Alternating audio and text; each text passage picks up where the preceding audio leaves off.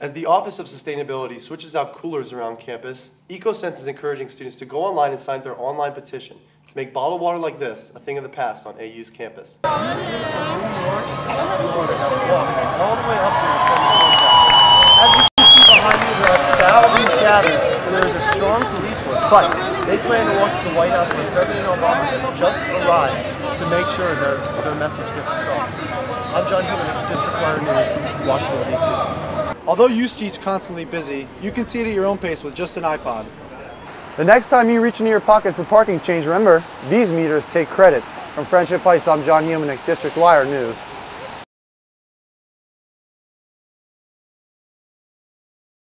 We can! Yes, we can! Yes, we can! Yes, we can! The message to President Obama was clear, both in Spanish and English. His father, being Cuban, had the opportunity to stay in the country, but his mother, Ecuadorian, does not. Thousands gathered in Washington's Lafayette Park to protest the administration's immigration and deportation laws. Citizens from around the world attended the rally following the recent passage of an Arizona anti-immigration law. We've had these laws being passed by the Arizona legislature for the last 5 years or so. Why? Well, they are afraid.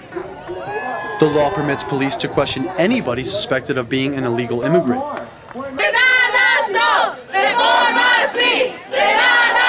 Among the many speakers, Ghanaian Immigrant and Tenants and Workers United intern Maggie Obin says immigration reform affects all. Not everyone that is an immigrant is a Hispanic person.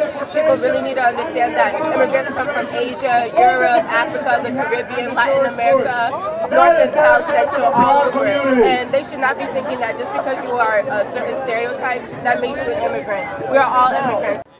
Although it is estimated that around 12 million illegal immigrants reside in the U.S., supporters refuse to sacrifice their rights for U.S. legislation.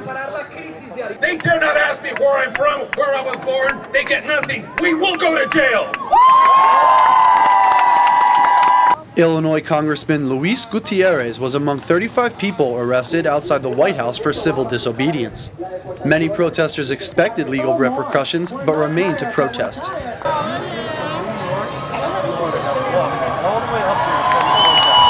As you can see behind me, there are thousands gathered, and there is a strong police force, but they plan to walk to the White House where President Obama has just arrived to make sure their message gets across.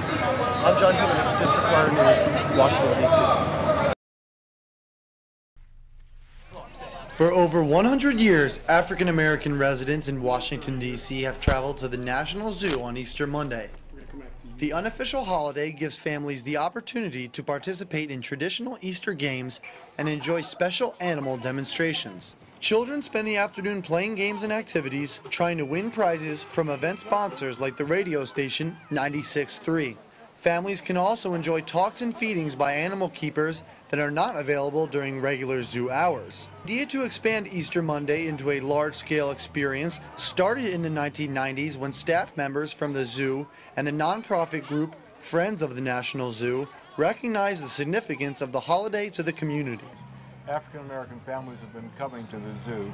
We think that was in large part because so many African Americans at the turn of the century worked as domestics in homes in the Washington area and had to work on Easter. Grandparents who came here as children themselves are carrying on that tradition. They say, well, tomorrow's Easter Monday, we've got to go to the zoo. The most exciting event of the day is the Easter egg hunt, where kids wish they had a little more time. From the National Zoo, I'm John Humenick, District Wire News. Elections in the Sudan are being extended for another 2 days. The Sudan Election Commission says it wants to make sure everyone gets a vote. Election monitors are complaining that voting hasn't even started in some parts of the country and that some voting stations have been moved without notice. This is Sudan's first multi-party election in a quarter century. It will determine whether current President Omar al-Bashir wins another term. Al-Bashir is under international indictment for war crimes in Darfur. Russian investigators are blaming human error for the crash of a Polish plane that went down near the Smolensk airport in western Russia this weekend. Polish President Lech Kaczynski was killed, as well as other political, military, and religious leaders on board. There were no survivors. The flight crashed on the way to a memorial service. The weather was bad and a pilot attempted to land in a dense fog. Astronauts on the International Space Station are celebrating two historic events with a little bit of song and poetry. Tuesday marks the 49-year anniversary of the first space flight, and 2 Japanese astronauts are in space at the same time this week. The space station will have a party with a concert and a reading of a Japanese haiku. That's all we have for today. I'm John Humenick. Tune in next time for District Wire News.